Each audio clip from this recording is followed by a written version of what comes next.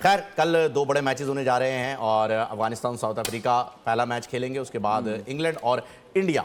Main focus तो England और India के मैच पे ही रहेगा क्योंकि वन साइडेड ऐसा हो सकता है कि अफगानिस्तान और साउथ अफ्रीका का मैच हो जाए अगर साउथ अफ्रीका चोक नहीं होता तो। आपकी क्या राय है? देखिए वो तो हमेशा हुआ है, लेकिन अब जो सामने टीम है वो जिन टीम से वो हारा है वो अच्छी ऑस्ट्रेलिया, इंडिया, पाकिस्तान, न्यूजीलैंड अच्छी टीम थी, लेकिन ये टीम वैसी नहीं है। लेकिन जो परफॉर्मेंस दे रही है ये टीम, और आखिरी मैच जीती, फिर ऑस्ट्रेलिया को उन्होंने हराया, तो इस टीम का जो मोरल है वो बहुत हाई होगा, टॉप लेवल बहुत हाई होगा, ठीक है ना। और ये अब पूरी जान मारेंगे कि हम फाइनल में पहुंचे, क्योंकि उनके पास सिर्फ एक ही मौका है फाइनल में पहुंचने का, और उनको ये भी पता है कि चौकर्स हमारे सामने हैं, ये इनके ऊपर ज़रा सा प्रेशर डालो ये आउट हो जाती है टीम, या जो भी रन्स नहीं कर पाती, डिफेंड नहीं कर पाती, जो भी है।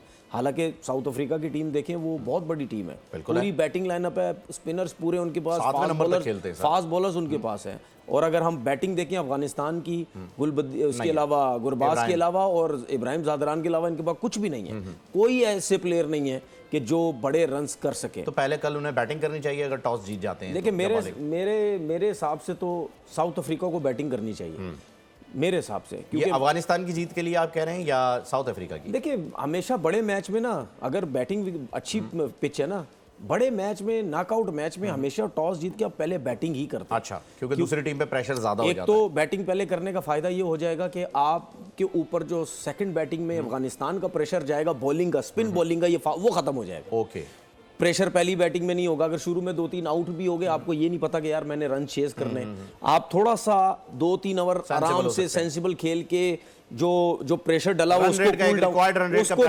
उसको कूल डाउन करते हैं कि यार 3 आउट हो गए, अब जरा रन्स बनाने नहीं, अब थोड़ा कूल डाउन करो मैच को। तो उसमें फिर आपका कोई भी प्लेयर सेट होता है, वो आगे चल के चलता चला जाए, वो रन्स बना सकता है क्योंकि रन रेट का प्रेशर नहीं होगा, ठीक है।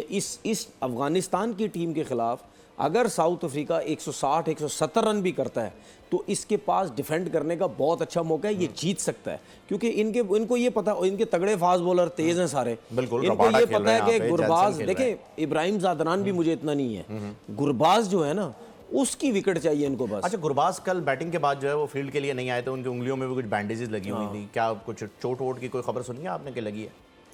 ज़्यादा हैवी?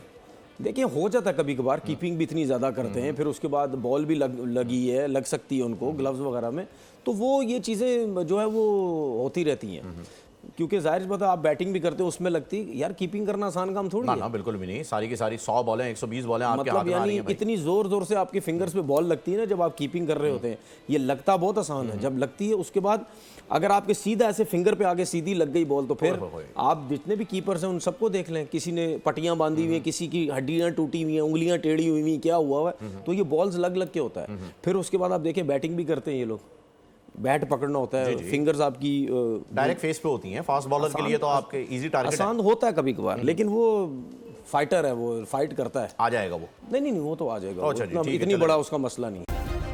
सब्सक्राइब करें और बेल दबाएं ताकि कोई खबर रह न जाए।